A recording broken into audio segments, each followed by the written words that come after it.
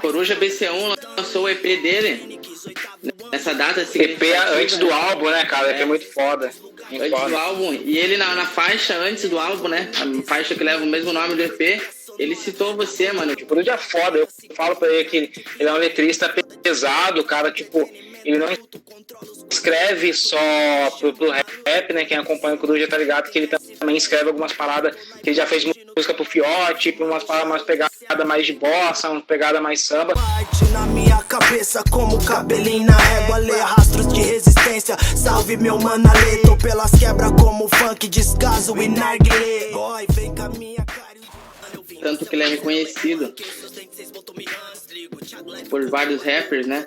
E o teu podcast ali, né, mano? Eu vou deixar um salve aqui pro Doug de Curitiba, que é nosso parceiro, e acredito que foi ele que ilustrou pra você, né, a capa do teu podcast lá no Spotify. Pô, o Doug é parceiro. Eu falo que ele é meu ilustrador oficial, tá ligado? Então toda vez que eu vou pra uma editora, igual eu tô escrevendo um livro agora, que se tudo der certo vai ser lançado ano que vem, o Doug vai ser meu ilustrador também do livro, porque ele é super parceiro, assim, um irmão pra mim também, então a gente tá muito junto, cara. Pô, genial. Mano, o trampo dele tem que ser mais reconhecido, porque ele é um moleque sangue bom pra caramba. Inclusive, eu não sei se você já viu, com certeza deve ter visto, a HQ que ele fez, né, do rap nacional, cara, muito bem ilustrada. Vi, cara, foda. Tipo, eu cheguei a mandar ela pro MC também, no Zap, cara. Mandei pra galera toda assistir, dar um salve também. E tem uma ilustra que o Doug fez pra mim, de uma personagem de um conto afrofuturista meu, que tá lá na sala do Rashid. Então, se o Rashid faz umas lives, aparece a arte do Doug ali atrás. Pô, que interessante, eu não sabia, mano. Eu também conheci ele através do que eu enviei uma HQ dessa pro Big da Godoy, parceira aqui da página, fazer chegar no Mano Brown. Por esse problema aí, esse problema que deu aí da logística por causa desse vírus e tal. Eu não tenho certeza se chegou, mas em breve era o sonho dele chegar no Mano Brown, né? Eu espero que eu possa ajudar de alguma forma a contribuir. Mas dando prosseguimento aqui, meu mano, ontem, né? Ontem, além de ser o dia da assinatura, né, da Lei Áurea, o Coruja BC1 lançou o EP dele nessa data. EP antes do álbum, né, cara? EP é muito foda. Antes do álbum. E ele na faixa antes do álbum, né? A faixa que leva o mesmo nome do EP, ele citou você, mano. Eu queria que você comentasse como que foi, né? Cara, tipo, imagina como que é ser citado por um dos maiores ícones, assim, do rap nacional atualmente. O Coruja é foda. Eu falo pra ele que ele é um letrista pesado, cara, tipo, ele não escreve só pro rap, né? Quem acompanha o Coruja tá ligado que ele também escreve algumas paradas, que ele já fez música pro Fiote, pra umas paradas mais pegada mais de bossa, uma pegada mais samba. Ele é muito pesado, assim, na letra dele, na versatilidade como ele escreve. Ele é um grande parceiro, um grande irmão, um cara que eu troco ideia, pô, quase que diariamente, assim, que a gente cola muito nas ideias, que a gente compartilha muitas referências. Então você vê que tipo, tem uma letra dele que ele bate no Leandro Narlock, que é um cara que falou que no beat tinha escravos, e eu tô lá no Twitter batendo no Leandro Narlock lá por conta disso. Não é combinado, cara, tipo, simplesmente a gente tem ideias bem parecidas, bem parceiras, assim. A gente se aproximou muito nesses últimos tempos. Ele inspira tudo que eu escrevo, assim. Então eu já fiz, eu escrevo ouvindo rap, tá ligado? Eu escrevo ficção, eu escrevo história ouvindo rap, pra transmitir o sentimento. Então várias músicas dele, tipo Fogo, é uma música que eu ouço pra caramba, assim, tá ligado? Fico ouvindo e escrevendo. Ele inspirou um trabalho meu que é um conto chamado Kangoma, um conto afrofuturista. Ele e o BK foram os caras que me inspiraram nesse conto. Então eu sempre tento dar um salve pra ele em tudo que eu faço, assim, porque o cara merece. Ele me inspira muito. As músicas dele, do EP, é uma emoção muito forte, assim, também, cara. Tipo, saber que, pô, eu tô ouvindo o rap tá me construindo, e de repente eu faço parte do rap, assim, na letra, tá ligado? O Coruja é um letrista sensacional, né, mano? Mano, muito culto, inteligente pra caramba. Não, ele tem umas ideias muito, muito bem fundamentadas, assim. O cara, tipo, ele realmente é um cara que escreve, que sabe do que tá falando, que tem o contexto da vida, mas que também tem o contexto de estudar a escrita, de se aprimorar ali, ele é bem autodidata nesse lance da escrita, assim, ele consegue fazer isso melhor do que muito escritor que faz faculdade, faz pós-graduação, uma porrada aí, e não consegue fazer música que tem um tanto peso assim na caneta como ele tem, cara. É a vivência, né, mano? A vivência com a cultura não tem pra ninguém, né? Um preto tipo A, nacionais, né, mano? Ser um preto tipo A, o sistema não aguenta, né? E como é que tá sendo esse isolamento pra você, Ale? Como é que tá sendo? Eu vejo que você tá direto aí sendo requisitado. Cara, é difícil, lives, assim, né, pra uma porrada de gente, né, cara? É difícil porque... por questão da gente não ter certeza de nada, tá ligado? Eu sou um cara, tipo, vivo como escritor, como artista também, então... E aí a gente fica muito na expectativa, na tensão, quando que isso vai acabar? Todo mundo quer ir pra rua trabalhar, todo mundo quer, porque é isso que faz as coisas acontecerem, todo mundo quer voltar pro show, todo mundo quer fazer, mas a gente tem que ter muito consciência aí nessa hora, porque se a gente fizer isso, a coisa vai ficar pior. Hoje a gente tem escolha de ficar em casa, de fazer distanciamento. Se a gente não fizer, esse coronavírus só vai aumentar, né? A perspectiva é que comece a morrer 5 mil pessoas por dia. Atualmente a gente está em 800, ou seja, tem um caminho longo para a gente chegar no pico ali, cara. Se a gente for todo mundo para a rua, esse pico isso vai se tornar realidade. E aí a gente que é da periferia, do interior, a galera mais pobre, assim, cara, não vai ter hospital, cara. A gente vai estar a pé. E aí é foda porque a minha família do interior é muito grande. Uma galera aí que às vezes cai na narrativa do presidente, tá ligado? Eu tenho bolsonarista na família, e aí eles acham que não vai rolar, é só uma gripezinha, ou tem gente que já começa a botar fé mais no pastor, tá ligado? Então, e aí eu fico aqui no apartamento, tenso, preso, assim, pensando em todo mundo, tentando criar no meio dessa roleta de emoções, tá ligado? Você acorda num dia super feliz, e, vamos fazer tudo, ou você acorda no outro dia querendo nem sair da cama, tá ligado? Meu apartamento não tem varanda, então, assim, eu não vejo a luz do sol. É foda, mano. É foda, mano. Eu também, mesma situação que a tua. Eu falo aqui do interior de Santa Catarina, mano. Você é da onde mesmo? Interior de São Paulo. Interior de São Paulo. Mano, e aqui, mano, não sei, aqui no sul talvez mais, né, mano, por ter sido colonizado pelos europeus e tal. Mas o pessoal tem essa crença aí, né, mano, que não é nada e sai pra rua e não tá nem aí, né? E tá em 800 casos já é um número um absurdo, né? Imagina se chegar nesse limite aí, né, mano? Ninguém tá fazendo distanciamento social. A gente precisava de 70% de isolamento social, a gente não tá chegando a 50 pessoas e as pessoas abraçaram isso. Isso vai ser muito ruim pro nosso país.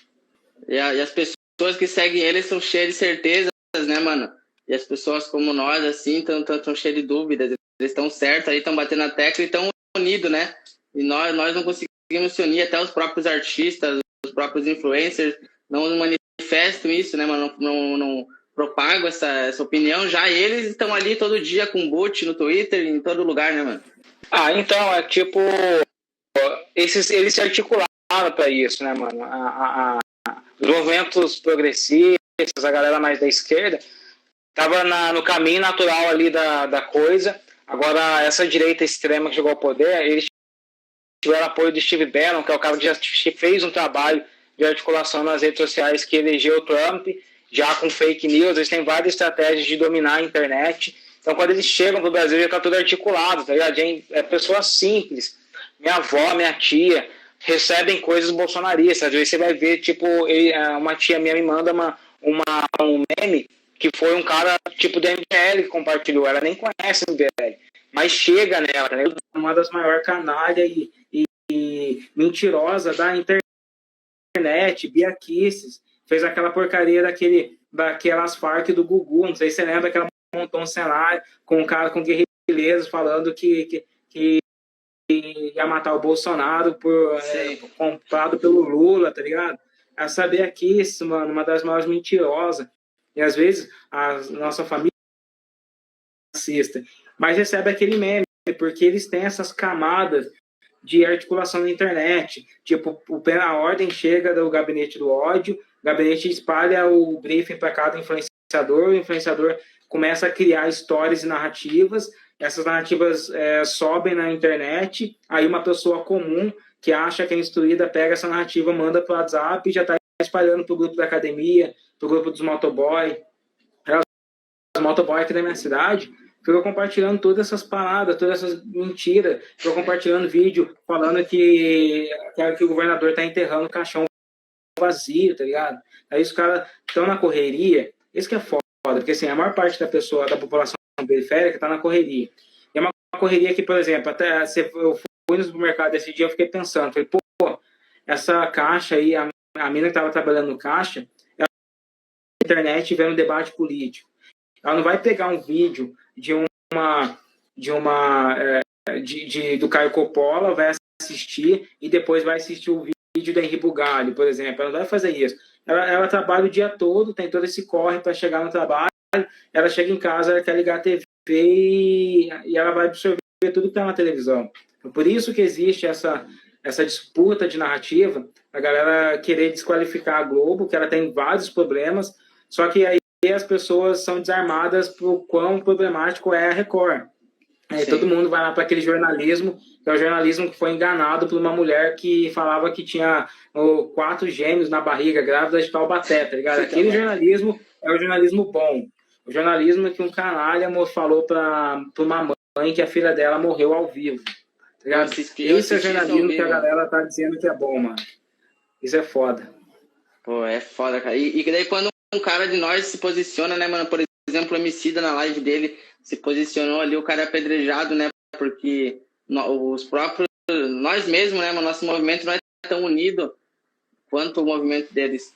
É que eu não acho que a palavra é união, tá ligado? A gente tem uma galera se unindo, tem pessoas se unindo. Eu tenho vários grupos que a gente se articula. É que esses caras, mano, eles têm grana, mano. Gabinete do ódio. Você tem, por exemplo, uma investigação contra o Bolsonaro, que é de empresários que bancavam disparo de WhatsApp para ele. Então você pegava um meme, uma mentira que ele queria espalhar, o cara lá da van depois estava 20 milhões de reais e espalhava para o Brasil inteiro esse WhatsApp, entendeu? Então a gente não tinha grana. Os empresários compraram a narrativa dele. Então eles estão bancando essa estrutura. Aí é fácil o Bolsonaro falar, nossa, a minha campanha foi a mais barata de todas. Porque o dinheiro não está saindo do bolso dele. Vai um empresário com 20 milhões e aí esses 20 milhões ele paga diretamente para uma agência e as escolas tinham kit gay. Aí a agência vai lá e espalha para milhões de brasileiros e o corre que você tem que fazer para desarticular isso, tá ligado? É difícil pra caramba, mano. No caso, eles estão mais organizados, né, mano? E com mais dinheiro, né? Porque nós temos que gastar muito mais dinheiro em prioridades, né, mano? Não dá pra ficar gastando em anúncios da internet. Entendi tua visão. É isso aí, pois mano. Exatamente. Aí, por exemplo, eles pegam um vídeo de um influenciador lá deles. O cara falou uma coisa que é legal. Bernardo Kister, um babacão ali, fanático católico que acredita em um monte de besteira. Mas ele falou uma coisa que o Bolsonaro gosta.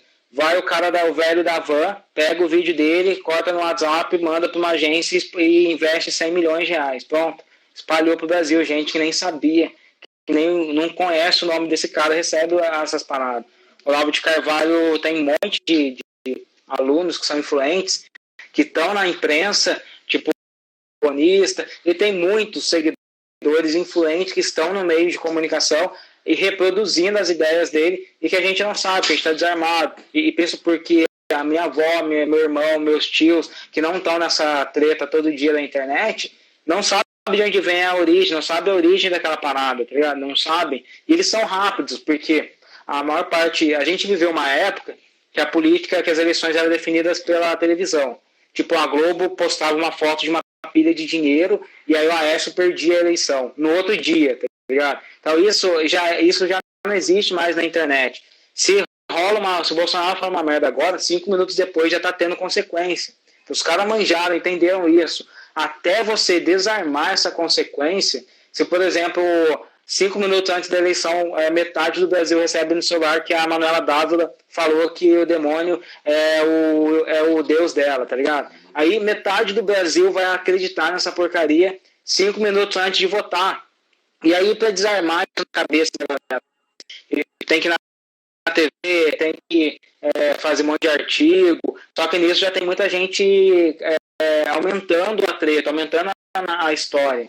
Tá bem complexo, eles foram muito desleais, assim. Acho que a gente precisa agora, todas as pessoas progressistas, montar uma base de comunicação também, montar essa estrutura para falar com a galera. E também, infelizmente, muita gente vai sofrer com essa pandemia e isso vai acabar desarmando essas narrativas, né, cara? Bolsonaro, ele foi um cara que ele chegou no poder com a segunda maior base do Senado, do Congresso, tão idiota que ele mesmo foi destruindo isso. Então, hoje você tem Alexandre Frota que quer o impeachment dele, e Joyce Hasselman, que foi líder do governo no Congresso, que quer o impeachment dele. Você tem o MBL protocolando o pedido de impeachment dele. Então, ou seja, ele mesmo rachou. Porque um cara que cresce com a guerra, ele vai morrer pela guerra também, tá ligado? Então você tem Moro querendo saindo do governo dando tiro nele. Não vai ter nenhum ministro mais que vai se manter no governo Bolsonaro por muito tempo. Quem tem pretensões políticas vai para do barco, porque o barco do bolsonarismo está afundando.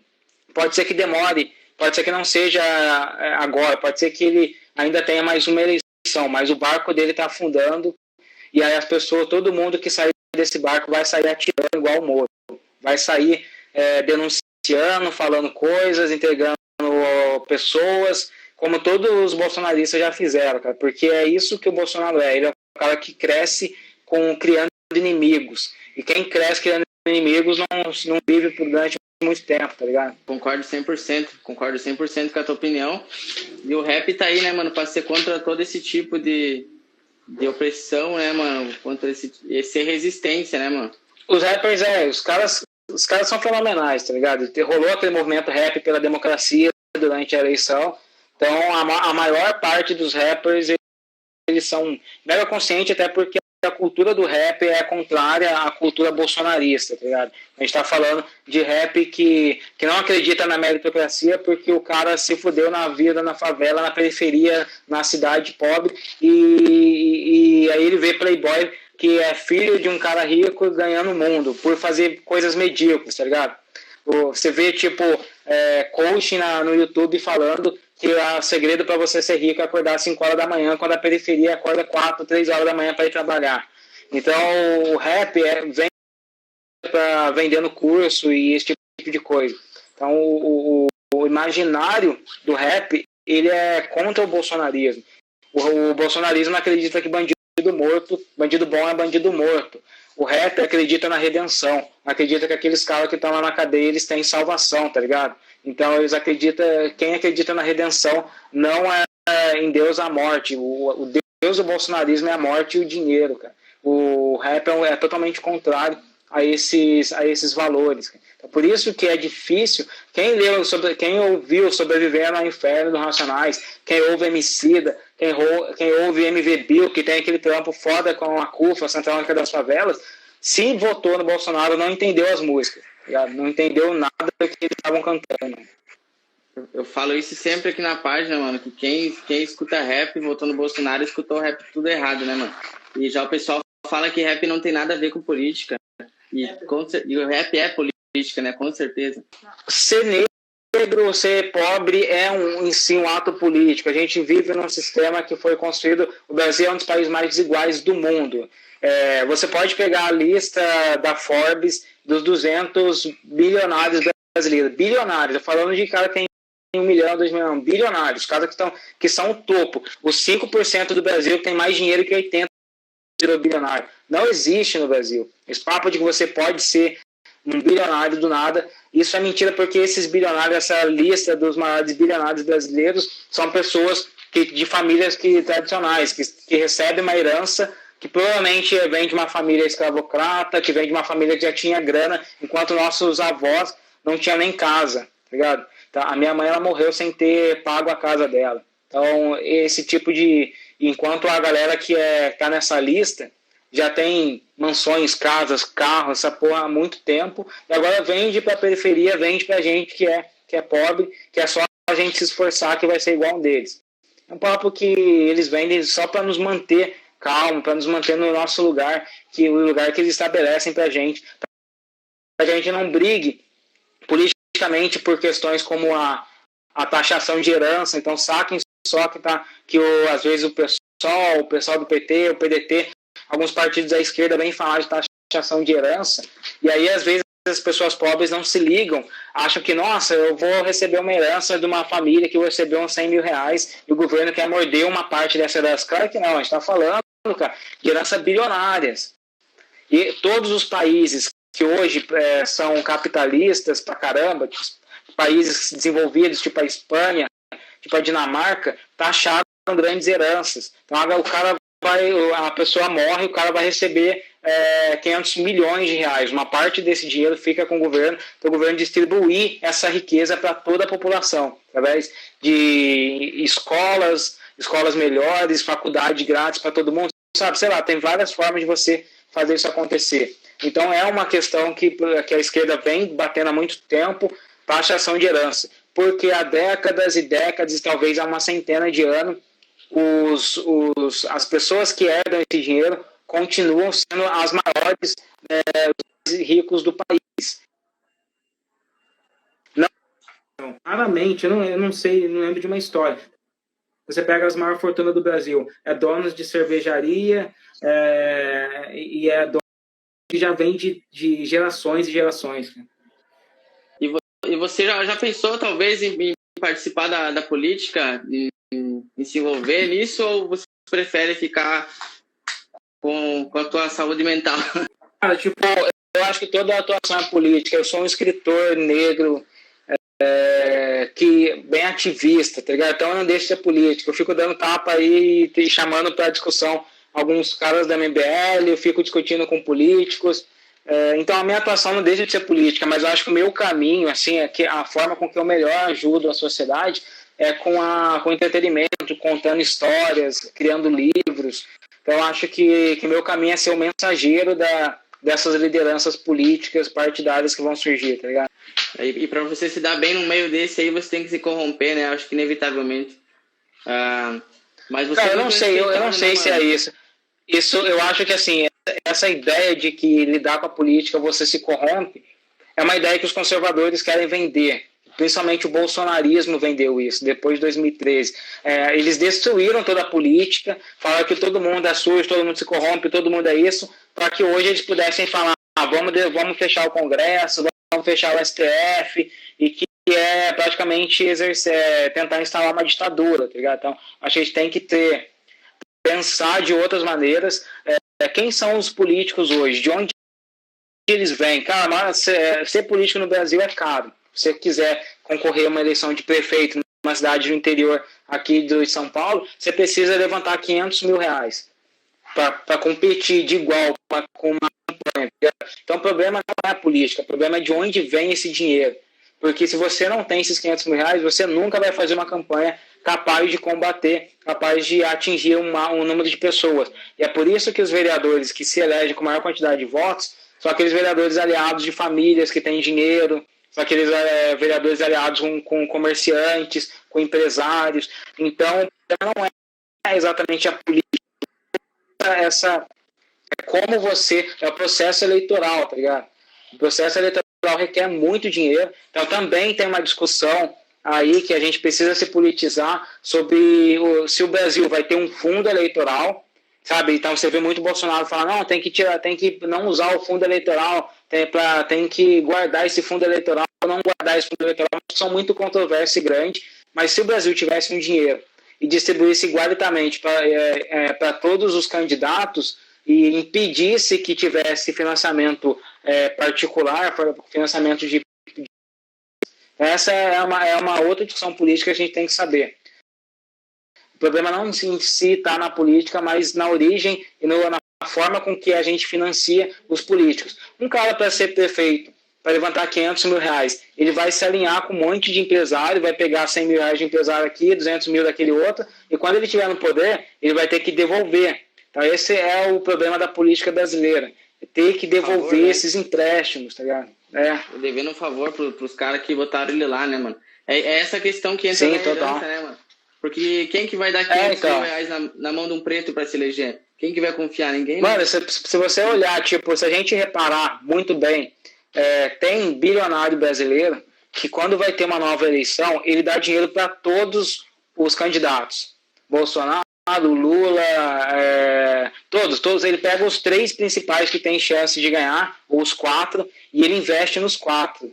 Por quê? Porque independente de quem tiver no poder, ele vai estar lá, ele vai comandar e vai exigir favores, tá ligado? Então isso acontece, mano. Os caras, quando há uma eleição, essa cúpula desses bilionários são famílias que se conhecem, que influenciam tudo, que tem as maiores empresas são os caras que mais compram propaganda em todas as televisões. Ocasionalmente eles têm toda uma influência nas televisões, no jornalismo, eles têm influência em candidaturas porque eles investem em deputados, eles investem em prefeitos, investem em senadores, investem em presidentes, e eles não têm ideologia. A ideologia deles é o dinheiro. Eles se juntam, almoçam junto, falam, cara, qual vai ser o nosso projeto? Nosso projeto é isso, isso e aquilo.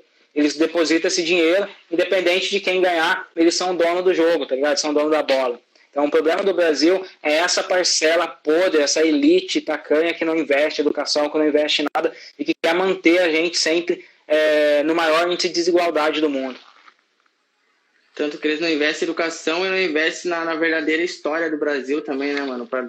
Pra dizer realmente como foi, né? Tanto que você fala nos seus podcasts aí por exemplo, que isso daí vem lá de trás, né, mano? Esse do eugenismo e tal, né? Isso aí já é cultural, né? Essa separação, essa segregação das pessoas. Então, a eugenia é um projeto das elites brasileiras, um projeto que eles bancaram ali desde 1930, quando eles tiveram o Congresso Nacional de Eugenia, que eles queriam esterilizar, exterminar a população preta do país. Tudo vocês podem encontrar em jornais. Eu publiquei hoje na Vice mesmo, ontem na Vice, uma matéria sobre o jornal o Globo, o jornal Estadão, apoiando o projeto racista que aconteceu no país. E as elites foram que patrocinaram, porque a gente está falando de 1930, 50% da população não sabia ler, era analfabeta. Então, quem tinha dinheiro para ser jornalista, quem tinha dinheiro para ser advogado, médico, psicólogo, eles estavam discutindo a questão da nacionalidade brasileira. E, mano, você acha que o Bolsonaro, né, ele tem um fundamento eugenista também? Ele já deu várias declarações que comprovam isso, né, mano? Mas eu queria a opinião tua, que você sabe muito bem sobre isso. Eu já, inclusive eu falei, tem um vídeo meu hoje no meu Instagram falando sobre isso, que eu falei isso lá no programa da Jovem Pan. O Bolsonaro, ele tem um pensamento eugenista porque ele absorve muitas ideias do Olavo de Carvalho. O Olavo de Carvalho é um cara que tem vídeo falando que quando os europeus chegaram no Brasil, a população ficou mais inteligente, sabe? Ficou melhor, mais bonita. Isso é um pensamento eugenista da época de quem que acreditava na inferioridade da raça negra e da raça indígena. Tinha um livro da Renato Kell que era A Cura da Fealdade, que falava que tinha que exterminar os traços negros selvagens da população brasileira.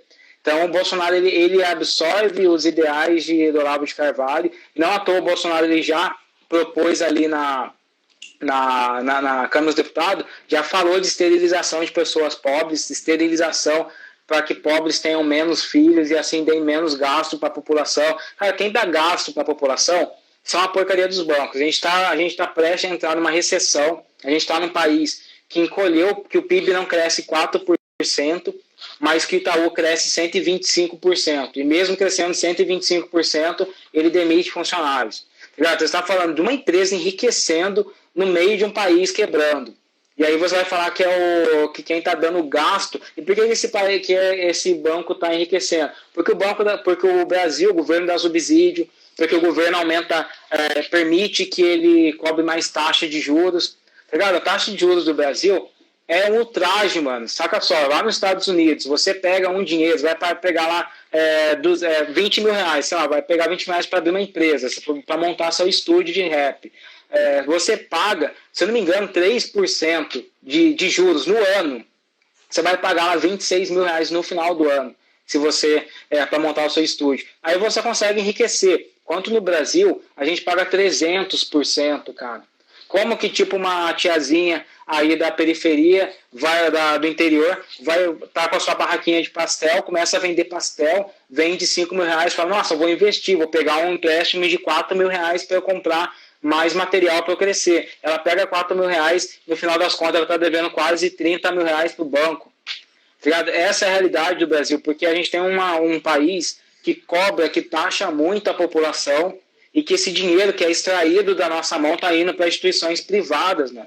Isso não é ser liberal, isso é falso liberalismo. A gente não tem uma liberdade aqui de fazer as coisas acontecerem. A gente tem que ter muito menos taxa para a população, fazer a nossa população pobre consumir. A gente quer consumir, a gente quer crescer, a gente quer comprar as paradas, tá ligado? Só que daí você vai tem imposto disso, tem imposto daquilo. E se imposto fosse bem utilizado, ok, mas não é. E o imposto não é utilizado porque é fragmentado em vários esquemas de corrupção. E agora você vê o Bolsonaro que criticou tanto o PT, falou que o PT era isso, era aquilo, se alinhando com o Centrão, trazendo políticos que já foram condenados pelo mensalão com Roberto Jefferson, como agora o novo herói da direita brasileira, tá ligado? Você vê que, tipo, no final das contas é só a história que ele conta para ganhar a eleição, mano. E de tanto que é repetida essa história, né, se tornou, digamos assim, uma verdade. E os caras pegam dinheiro público, né, mano, para salvar os bancos, salvar, né, eles estão enriquecendo e ainda dizem que eles estão quebrando, empresta dinheiro público para eles. Não só, tipo, a galera, por exemplo, Paulo Guedes fica com esse papo de a gente tem que ter menos dinheiro, para menos atuação do Estado para o mercado. Esse é um papo do Paulo Guedes. O Estado não deve interferir isso. A gente não deve dar Bolsa Família para a galera. A gente não deve dar auxílio emergencial. Só que daí eles vão lá para as indústrias agropecuárias e dão 30 bilhões de reais de subsídio. 30 bilhões de reais de subsídio distribuído pelas pessoas pobres aí dá muito mais de um ano de trampo, tá ligado? Aí, tipo, eles falam, não, mas a gente não... O Estado tem que dar menos assistência para as pessoas, tem que não dar faculdade pública porque é muito gasto. E aí eles vão lá para as empresas madeireiras e tiram todas as multas. Cara, pesquisa na internet. Quanto de multa foi perdoada das empresas privadas no Brasil? Tudo que a educação não tem, que as universidades não têm, tudo que vocês não estão tendo, não estão recebendo de auxílio emergencial, é muito menos da metade do quanto o Bolsonaro e toda a bancada do PSL já perdoou de dívidas de empresas. Então, o próprio Ciro fala isso, o que a gente tem no Brasil, eles querem que seja Estado mínimo para a população e Estado máximo para as empresas. As empresas não pagam imposto se elas quiserem, eu quero investir aqui na sua cidade. Beleza, vou tirar o seu imposto, o imposto IPVA sobre o IPTU, sobre o lugar que você vai construir essa empresa. Só que quem de nós consegue isenção de IPTU? Tá? Ninguém consegue, empresas conseguem isenção de IPTU. Você tem uma disparidade muito grande. A gente está num país que se você tem um carro que custa 15 mil reais, você tem que pagar IPVA, mas se você tem um helicóptero ou se você tem um barco, uma lancha que custa 5 milhões, você não vai pagar. Então a gente tem que ficar muito esperto nessas discussões que a galera tem, tipo, mas tem que ser menos Estado, mais capitalismo, mas mais capitalismo para quem? Menos Estado para quem? No final das contas, a gente mantém uma população desigual e a gente mantém os milionários ricos e as empresas privadas crescendo nesse país. O distanciamento social, né, cada vez maior, né, mano? O rico mais rico, o pobre mais pobre. E os caras gastando aí, só aumentando o gasto com o cartão de crédito, né? Nessa pandemia vai ficar pior, cara. A desigualdade vai crescer, por quê? Porque a gente tem menos grana. Então, o que a gente vai fazer? Se você tem uma moto, vai apertar o cabo, você vai vender essa moto mais barato porque você precisa de dinheiro. Agora, imagina como vai ficar fácil, e é por isso que eu acho que teve um empresário que falou que, o dono da XP Investimento, falou que nunca foi tão barato investir no Brasil. Porque a galera tá quebrando, tá vendendo as coisas mais baratas, e aqueles milionários que tem um caixa, vão lá e compram 3, 4, 5 terrenos de uma só vez, vão lá na prefeitura e negocia.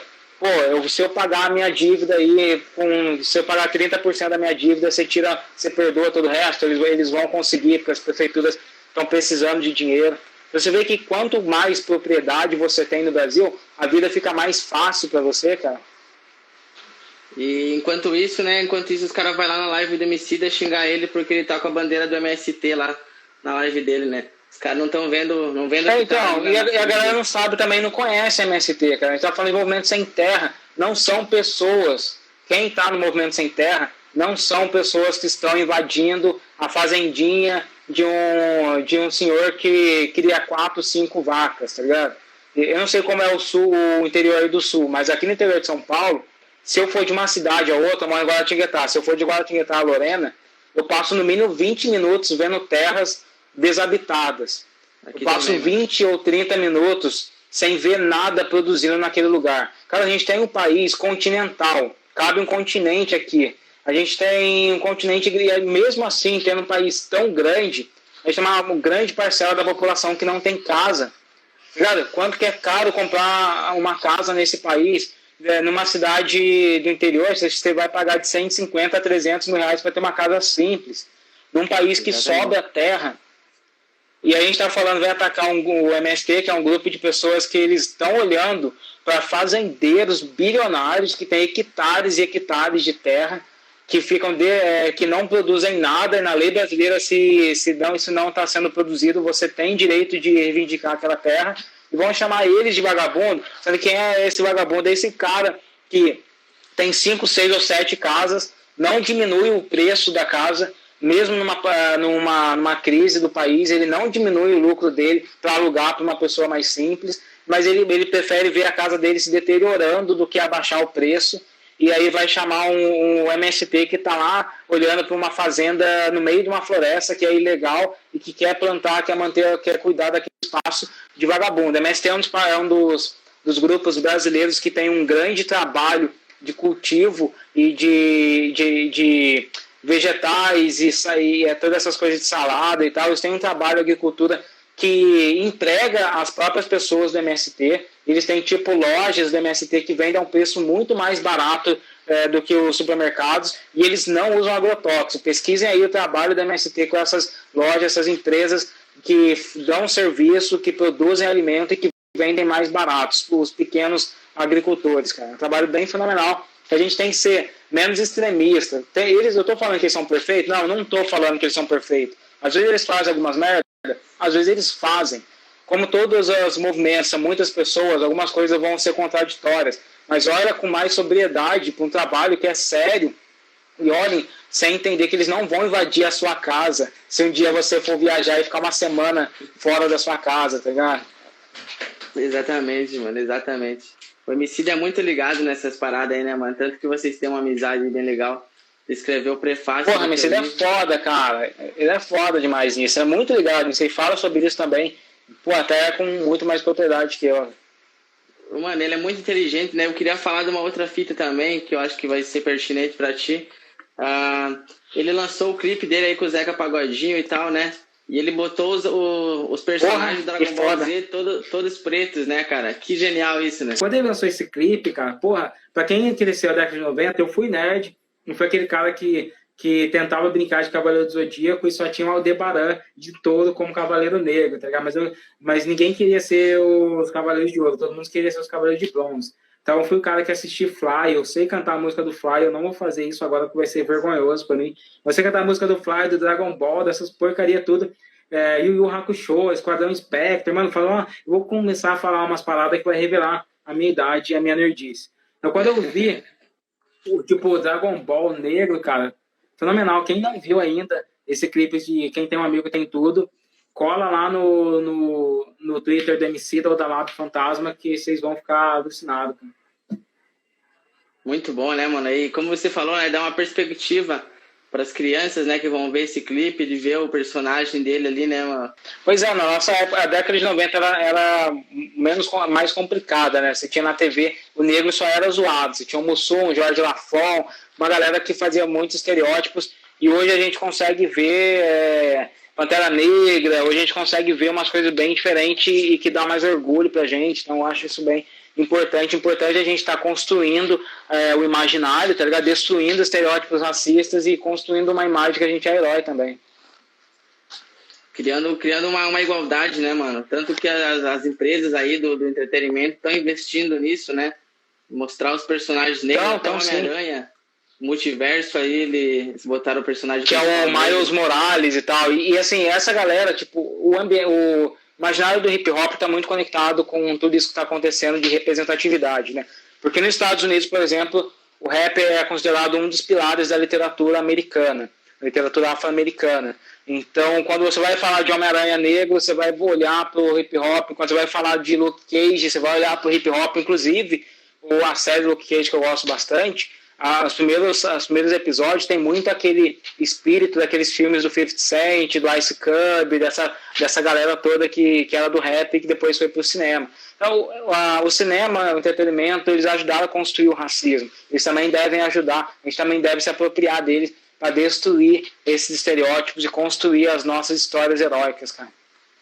E aí entra na ideia, né, mano, de nós estar dentro desse movimento para nós conseguir, digamos assim, destruir ele, né, cara? Porque eu vejo muita gente criticar o Emicida, por exemplo, aí na Globo. Você foi no Sport TV falar sobre o racismo no futebol, né, mano? Qual a importância de você estar dentro disso daí, né? Já que o branco sempre teve, né? Sempre teve essa mídia a favor dele. Por que hoje já não podemos aproveitar isso daí? O Babu não pode estar lá no Big Brother dando aula de cultura, mano.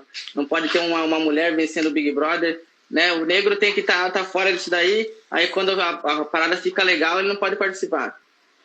Então, acho que a gente tem que estar em tudo quanto é lugar, cara. Eu não faço... eu não fico pesando muito na minha mente, não. Se a galera me chama... Eu vou, porque eu nunca tive voz nessa vida, tá ligado? O Marcelo Tais nunca tinha me chamado para ir num programa, Fátima Bernardes ainda não me chamou, tá ligado? Assim, você acha que eu vou negar, cara? Eu quero que a galera me veja, quero que a galera veja o meu trabalho, isso faz muita diferença mesmo, pra gente ter uma audiência legal, pra a galera acreditar, confiar e caminhar junto com você. A gente tem só que ser fiel aos nossos princípios, aonde eu vou, onde eu tô. Exato. Eu falo a minha verdade, eu falo aquilo que eu acredito, eu falo para as pessoas, eu não posso deixar que aquilo me mude, tá ligado? Não posso deixar que aquilo mude a minha essência.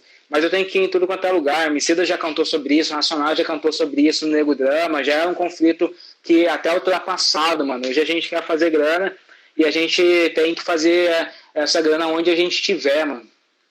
Se a gente não fizer, os outros, a gente tem que abrir essa porta. E geralmente quem fala isso aí, que os caras se venderam pra Globo, geralmente é um branco falando, né, mano? Que acho que ele não quer ver o preto. Você vê, cara, tipo, ninguém se vendeu pra Globo. Tipo, o Emicida é um cara foda, com uma empresa foda que fez história, colocou o maior número de pretos no desfile de São Paulo Fashion Week, emprega uma galera, distribui grana para a comunidade negra, ajuda através da Lab, ele e o Fiote conseguiram lançar outras pessoas, ajudar a galera a vender. Ninguém está se vendendo não, mano, a gente está só utilizando o que o sistema tem para fazer a nossa correria também. Exato, né? Tanto que a Globo é uma das maiores mídias do mundo, né, mano? Eu acredito que deve estar entre a quarta maior TV do mundo. A quarta maior TV, porque a galera às vezes só assiste a Globo, a Rede Globo na canal aberto, não sabe que ela é dona do Multishow, do canal Viva, Futura, uma porrada de canal, cara. Então, assim, a Globo também não é uma instituição com um cérebro só. Eu conheço pessoas da Globo que são boas, que eu gosto bastante, e pessoas que eu acho que são uns canais que talvez eu não queria estar perto. Então, assim, a Globo é muito diversa, tem muitas pessoas diferentes lá dentro, e eu acho que se algum dia algum de vocês for convidado para estar lá, aparece mesmo, fala, faz o seu, divulga seu trabalho e só tipo, seja fiel aos seus valores, à sua crença, à sua família, essas paradas todas. Da hora, né, mano? Você comentou da Fátima Bernardes, né? Você ainda não foi lá, mas eu vi que o Rashid mostrou teu livro, indicou teu livro, né? Não sei se foi o Rashid.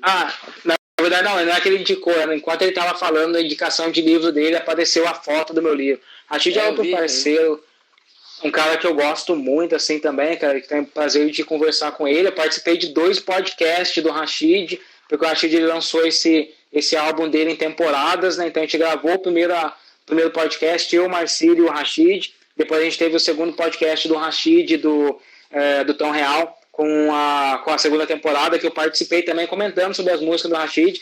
A gente está para gravar a 3ª temporada, era para ser em estúdio, mas quando a pandemia, cada um vai gravar na sua casa, depois a gente vai lançar, não sei se eu podia estar falando isso aqui, mas já falei. E aí, tipo, ele é um grande parceiro ali, que cola muito nas ideias, eu gosto bastante dele, um cara que eu admiro demais também, um outro cara que faz umas músicas pesadas, mano, eu ia pra academia todo dia, ouvindo aquela música dele, SSNS, né, Sim Senhor, Não Senhor, uma música bem foda, estereótipo também, chega nas ideias assim, pesado, batendo em quem acredita em umas besteiras e ouve estereótipo, desarma qualquer mente despreparada aí. Então o Rashid é um cara legal que eu curto pra caramba. Eu fico feliz de ele ter indicado meu livro no Instagram e ter aparecido essa indicação no programa da Fátima. Aí você tá bem visto aí no mundo do hip hop nacional, né, mano? Tanto que eu vou comentar de outra live que eu assisti do Marcelo D2, e ele também tava lá na prateleira de livros dele, lá tava o seu livro. Eu queria que você falasse, né, mano, se você puder, sobre essa possível participação aí no próximo trabalho dele com o Planet Hemp. Então, assim, é foda falar de rap, porque hoje eu vivo uma realidade surreal, porque todos os caras são meus ídolos, assim, mano. E de repente eu troco ideia com eles, assim, de uma maneira que eu nunca imaginei ter. E os caras me citam. Tipo, o meu livro, imagina o dia que eu perguntei pra Emicida se ele queria escrever na capa do meu livro. E ele falou, porra, demorou, tamo junto aí. E ele escreveu na capa do meu livro. Então isso explode a minha cabeça, assim. E o D2 é um cara que eu atribuo muito a ele, assim, foi uma das primeiras pessoas que me impulsionou no Twitter. Um dos primeiros caras que olhou meu trabalho quando eu tinha 15 mil seguidores ali. O cara me seguiu, começou a me dar uma moral. A gente já se moveu uma treta junto porque ele compartilhou um tweet meu sobre o Hélio Bolsonaro. Então, assim, o cara já tá me apoiando há muito, muito tempo, assim. Então, eu tinha mandado meu livro para ele. Ele é um dos caras que eu acho como responsável pela criação do meu livro também, porque as minhas threads, meu livro é a adaptação do que eu escrevia no Twitter. E por conta de caras como ele, outras pessoas como a Daniela Mercury também, a Paula Carocelha, uma galera, cara, não tem, tipo, uma lista de todo mundo que me apoiou assim, mas o D2 é um cara bem foda, assim, e ele já me disse, até já me mandou o trecho que vai citar o meu nome, meu livro, em uma das músicas do novo álbum do Planet Hemp. Eu acho que ele falou na live que tá pra sair, tipo, perto de setembro, e é o mesmo aniversário ainda, e eu tô, tipo, me exercitando e treinando aqui, porque quando sair essa parada eu acho que eu vou ter infarto, tá ligado? O Savage Fiction, né, tem mais feat que muito rapper, né, mano? A participação em vários mano. Em várias faixas. Pô, genial, mano. Aí, tipo, eu me inspiro muito neles. O BK também é um cara que me inspira. A gente troca uma ideia e ele fala, pô, mano, você inspiração monstra no que você tá escrevendo para fazer minha música do próximo álbum, ele me disse essa semana.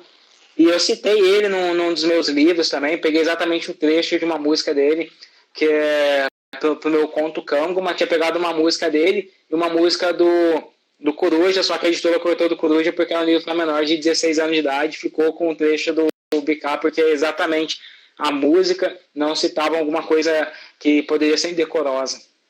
Oh, da hora, mano. E para ir deixando as considerações finais aí, mano, eu gostaria que você falasse um pouquinho mais sobre o teu podcast, mano, que é muito interessante. Ontem foi o 13 de maio, foi uma data importante aí, né? E você comentou sobre isso aí, deve ter sido muito significativo para ti também, pelo fato do Coruja ter citado. Então, eu ouvi o teu podcast ontem, eu queria que você falasse um pouquinho mais sobre o teu trabalho, tá te dando uma moral aqui também na nossa página. O meu podcast, ele se chama Infiltrados no Cast, é mesmo essa inspiração do filme Infiltrados na Clã, e eu falo sobre análises históricas que impactaram o racismo ou a luta contra o racismo no nosso país. Então, eu fiz uma série chamada Os Maiores Racistas da História Brasileira. Você acredita que o Brasil não tem racismo? Você ouça essa série porque eu li as obras de médicos que defendiam que o negro era inferior, que defendiam que o cérebro do negro era pequeno, que defendiam que o negro devia ser exterminado. Eu contei como Monteiro Lobato foi o militante do racismo no Brasil. Então tá tudo lá na série Infiltrados no Cast. Depois eu fiz esse episódio da abolição especial ontem. E eu vou começar uma série, vou dar mega spoiler aqui, porque eu ainda nem tuitei sobre isso. É uma série chamada Quebrando Mitos Racistas. Então, se você acredita que asiáticos são melhores em matemática, que negros são melhores no esporte, fica ligado no meu podcast, porque eu vou trazer a ciência e vou trazer a história para a gente desconstruir todos esses mitos racistas. Ele está em todas as plataformas, Deezer, iTunes, está no Spotify, está no Castbox. Eu vou deixar aqui o nome para vocês, é só vocês procurarem que está tudo lá. É só curtir que é sucesso, mano. Pô, da hora, mano. Obrigado pelo spoiler aí. Com certeza nós vai estar acompanhando mais esse trampo. Você é um mano aí muito respeitado em todos os meios, cara. É uma satisfação imensa essa aula contigo aí, cara. E eu queria deixar também, mano, uma ideia que eu tava trocando com meu parceiro que tá aqui do lado, que não tá aparecendo aqui, mano, mas é Mil Grau também, sobre é do Monteiro Lobato, né, mano? Nós já tava trocando a ideia do quanto que era racista o desenho do Sítio do Pica-Pau Amarelo. Antes mesmo de conhecer o teu trabalho, nós já imaginava essa estereotipização, né, dos personagens ali, o Rabicó, os mais feios ali, eu acredito com certeza que eles são retratados, né, mano? Aquela que eles são, eles... O Monteiro Lobato, assim, a gente precisa de uma live só para falar sobre ele, porque eu morei na cidade que ele fez fama, que é Taubaté, é a cidade em Deus a ele, é lá que é o Sítio do Pica-Pau Amarelo oficial, e até hoje é muito racista, tá ligado? Muito, muito racista. A gente precisa de uma live só para falar sobre todo esse racismo, que é absurdo. Ele chegou a escrever uma carta que o Brasil devia ter uma Ku Klux Klan. Ele escreveu no livro, que é o Presidente Negro, uma história onde os negros eram esterilizados e mortos para salvar o país. Então, cara, ele era muito, muito racista, assim, cara. Então, ouçam, tem um episódio especial dele no meu podcast, e aí, quem sabe a gente volta só pra falar, só pra gente queimar e botar fogo nesse canal aí. Então... na minha cabeça como cabelinho na régua, ler rastros de resistência. Salve meu manaleto, pelas quebras como funk, descaso e narguilé. Boy, vem com a minha